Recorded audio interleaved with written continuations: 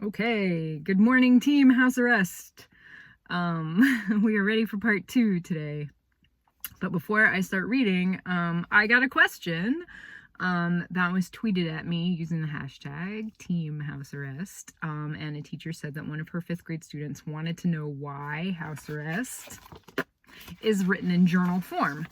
As you can see, these are like little journal entries. And the reason why house arrest is written in journal form is because, well, part of the story is that Timothy has to keep the journal. It's court ordered. So the judge basically says you have to keep this journal, and your probation officer and your court-appointed therapist, they are going to be able to read it. And they're going to ask you questions about how you feel, and they're going to want to know that you feel bad for this crime that you've committed. And so I did that because Timothy is the kind of kid who isn't just going to blurt out his feelings, right? He really keeps things inside.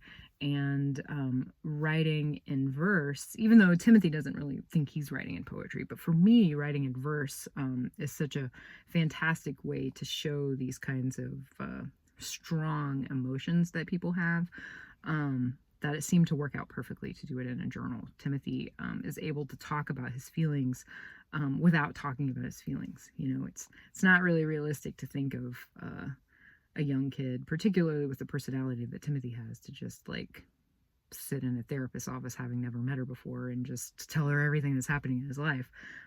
But as he learns that journaling really is a nice way to be able to communicate, he opens up more and more. So that is why. That was a long answer. Okay, I am going to start reading. I think we are at week 4. Yes, we are at week 4. Okay. James says I need to talk more about that day. Your journal, he says, in that eye-rolly way they must teach at probation officer university, is to prove you are reflecting on what you did, to prove house arrest is working, to prove you don't need juvie to set you straight. It is court-ordered, Timothy. You know what that means, right? And that's when I shout, I'm doing it, right? I'm writing in it, okay?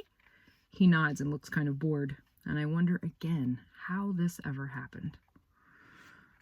There are a lot of things I know that I shouldn't know about why things are the way they are, about Dad driving away and never coming back, about his job he never went back to, about Mom working nights for extra money, about food coming from the church on the corner, about Levi's medicine costing as much as a pet space shuttle. I know, but I don't say I know. But Mom knows I know, because she knows everything, except whether or not Dad is ever coming back. Nobody knows that. Well, maybe Dad does. A year is a long time to write in a journal and never go to paintball parties. That is not a haiku. Jose came over. It was a quick visit. His mom made a casserole for him to bring, which he thought was embarrassing. So did I. Oh, we don't need a casserole, Mom said in her fake smile voice, but I put it in the fridge for later. It smelled so good, way better smelling than Jose, who punched me in the shoulder and called me smooth criminal, even though I'm not smooth at all. At all. That day, always in my head, won't go away, always in the mirror, written on my face, that day. When the guy's wallet was next to the credit card swiper thing at the checkout, and the manager and the guy looked out the window at the car crash outside of the grocery store, my breath came fast. My vision did this weird pinpoint thing. My brain went white. So I leaned over, grabbed the wallet, kept walking. The sun was bright. The day was cold. The wallet was heavier than I thought it would be. I paid $1,445.32 on one shiny blue credit card. Levi's medicine for 1 month. I made it 1.5 days before they caught me. 1.5 days of feeling like I could breathe. 1.5 days of trying to figure out how to tell Mom. Then the police came. They took me away. But even worse, they took the medicine away too. Man, I was really stupid then. white hair on his head, coming out his ears, creeping from his nose. Bobby! His red name tag shouts it as if your eyes are deaf. When Bobby took that credit card, he knew it wasn't right. The white hair in his nose sucked in and out like seaweed in the tide. My uncle's card. The sweat rolled down my face, getting in my eyes. Quite the generous uncle. That's what Bobby said when he swiped the card, handed over the medicine, never taking his eyes off me, even when the pharmacy door ding-dinged and I turned around, looking back through the glass. Bobby watched me go, his mouth a tight line, his hand in his white hair, searching for answers. Week 5. James frowned. His little pig eyes narrowed. Better, but not great, he said. Show more feelings, he said. Prove you're not a sociopath, he said. You prove you're not a sociopath, I said, slamming the journal shut almost as hard as my heart slammed into my ribs. You prove it! You don't have to call me names, James. Is making me feel worse part of your job? Part of what they teach at Probation Officer University? I don't even know what a sociopath means, but I know I'm not one. I'm just a kid. I'm just a kid. There are all these words I say every day, words I never even thought about before. Trach is one. You remember that one, right? It rhymes with break and take. There's also wedge, which can mean something you shove under a door to keep it open, but in this case means a thing that Levi hangs on, actually hangs, with his butt in a sling made of blue jean material, a sling that has lots of super strong Velcro.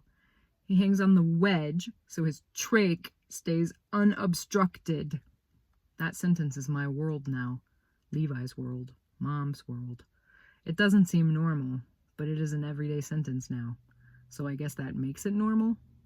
Normal is a word I never thought about before either, but now I think about it a lot. I haven't done my homework in so long I can't even remember. I know this journal is not for confessing homework sins, but there you have it. Levi is too sick, even with his nurse Marisol, and even with Mom. There aren't enough hands. Marisol has to go home at night, and Mom has to work, and my hands have to help, instead of doing fractions. Some things are more important than fractions. Hypothetically speaking, what would happen if Jose does my math homework? If I fail math, will the judge get mad? Could I go to juvie? You know what should be on my math homework? Q. What is 3 plus 1? A. The number of hours Timothy slept last night. I met Jose when we were in 2nd grade. His family moved in 3 houses down. Jose has 4 sisters. They are all crazy. I think he likes to come to my house because it's quiet.